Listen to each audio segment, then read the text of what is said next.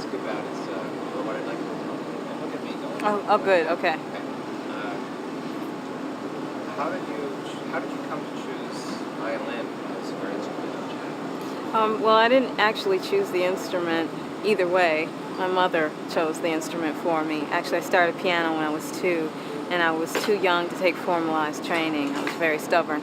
So my teacher just said to her, you should wait till she's a little older. And then in Detroit, where I grew up, they started offering Suzuki violin, and so the same piano teacher called my mom and said you should put her into this class. And Suzuki is where they teach you how to play by ear. So all the tunes you already know when you're about 4 or 5, which Twinkle Twinkle and Oh McDonald, you can play immediately on the violin, which makes it a lot more fun to play because you can already play a tune. So I started then, and I had no idea that I would do that as a career. My mom just wanted my brothers and I to have a well-rounded education. So we did a little bit of everything, and probably when I was about 10 years old, I decided I was going to stick with the violin, but I thought I was going to play European classical music. And it wasn't until someone turned me on to some jazz violinists, Stuff Smith, Stephen Grappelli, Jean-Luc Ponty, and Noel Pointer. And someone took me to see Stephen Grappelli live, and I knew then that I had to play jazz. And it was pretty scary because it's a whole new world of music and so much that you have to learn. So it's basically starting all over again. And I said, I'm not sure if I really wanted to take that plunge and start all over, but I couldn't resist it. So I feel that people don't choose to do this or to do a career as an artist. It chooses them. That's good. I like that. Nice kind of special. Can you tell us a little bit about Stephen Grappelli? You mentioned that you went to see him in concert. The question and the answer. What I'm getting at is, was it a very special moment that kind of changed your direction and how that came about, how you felt to start with? When I was in high school, a really close friend of mine said, I'm going to take you to a special concert, and she didn't tell me what it was. And that night we got there in Detroit, and this guy walked out with a violinist, and he started playing jazz, and he was swinging his tush off. I'd never heard anything. I was just completely blown away, and too shy, unfortunately, to go up and say anything to him, but it was Stephen Grappelli. And I was just so blown away and taken with it, and just filled with something that I had never been filled with before inside. And I said, I definitely want to play this music and know more about it. And I had no idea. I'd never heard really any jazz before. We didn't listen to jazz in my house. My dad listened to the Easy Listening radio station, which played West Montgomery, and we listened to my classical records in Motown, of course. But that was my first introduction to jazz, and after that, slowly, people started turning me on to more and more musicians and more violinists, and I was just, I was... Excuse me? That noise. I know, but I didn't want to interrupt your train of thought. I was like, Yes. Wait, can I interrupt while you're up here? Your set today. Can you tell us about how you put your set together? What kinds of music you like to interpret standards, contemporary to jazz standards versus contemporary tunes? How you go about putting your set together? Mention some of the tunes that When I get to a performance and I have to think about what kind of set musically I'm going to put together, I try and base it upon the crowd, kind of take a quick look out beforehand and see what kind of vibe they have, if it's an older crowd, a mixed crowd, or whatever, if it's outside or inside a club or a festival, because it all makes a difference.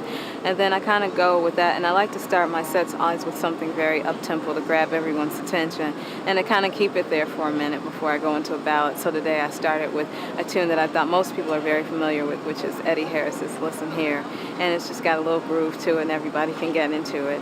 And then I went into a selection, Lady Be Good, which is a George Gershwin tune. It was my tribute to Stephen Grappelli. And when I'm picking tunes even to add to the repertoire, I just pick tunes that I grew up hearing and that I really enjoy, or maybe I hear someone else do a recording of it and I really enjoy it. And some of the tunes I write myself.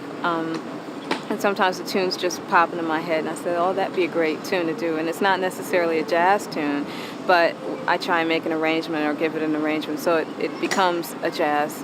It can become a jazz standard. Some sometimes I flip through my CDs and try and think of things to do, and that's how I came up with the Duke Ellington's Imagine My Frustration. I was going through the CDs and said I want to do some Duke that people don't usually do, and this was on the Ella at Duke's Place, and it was such a great tune, and it has a big band arrangement, so it was really difficult to try and scale it down for just a quintet, but we have a lot of fun doing it. I was being at a festival like this, an opportunity, you're a young person in jazz, it's an opportunity to spend some time with other artists who are DJ2 who've been around considerably longer. Is there an artist camaraderie that takes place at a festival that doesn't take place elsewhere? Is something like that? Well, when you come out to a festival, what's great is that there is a camaraderie amongst the musicians, and a lot of them I do know from either playing with them in different situations or seeing them at concerts, and so it's a great time to get together. It's always like a reunion, and for those that I don't know, it's a great chance to meet them, and sometimes they get to hear me, which is a good thing because maybe I get some more work.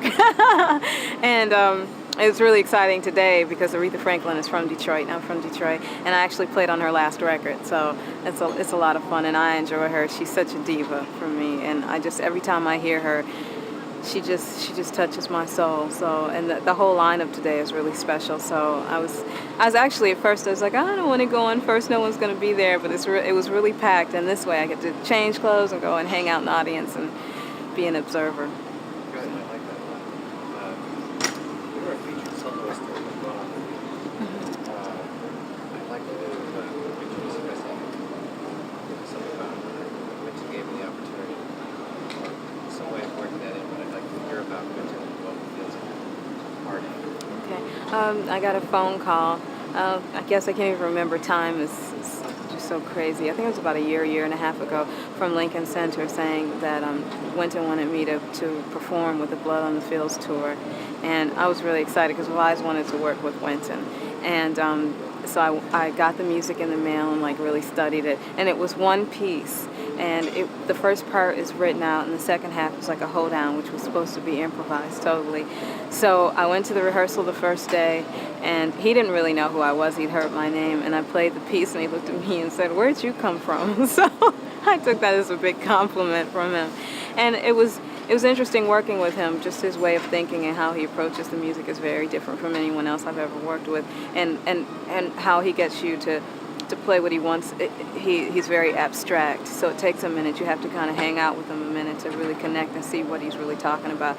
But it was a great learning experience for me. It was great to be able to hang out with him and people like Cassandra Wilson and John Hendricks and a lot of the guys in the band I worked with before. Some are from Detroit, so it was just great to do that. And then after the concerts every night, they usually have a jam session, so just to be able to play with them then, or to learn about music, because it constantly had all this music going on the buses.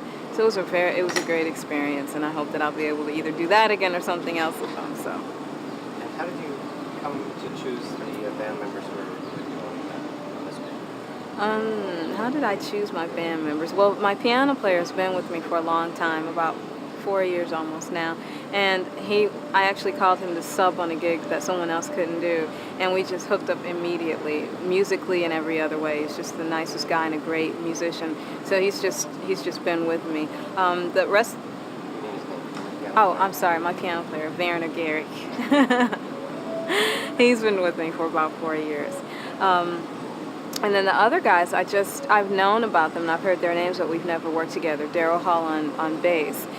He worked with a friend of mine, a vocalist back in New York, and I needed an acoustic bass player. And I not only look for people that will musically work with me, that will fit together, but also personality-wise, I need for everyone to be able to really get along and have fun with one another. So Daryl Hall joined with me about 2 months ago, and Alvester Garnett on drums. I'd heard him play with Abby Lincoln. And so Louis Nash actually recommended him. Louis Nash plays with me sometimes on drums. And he said, you should try Alvester. And it worked. We just all really clicked. And Rodney I know because I went on the Rosie O'Donnell show once to play with Dolly Parton, and he was the guitarist on there. And I kept saying, "How do I know this guy?"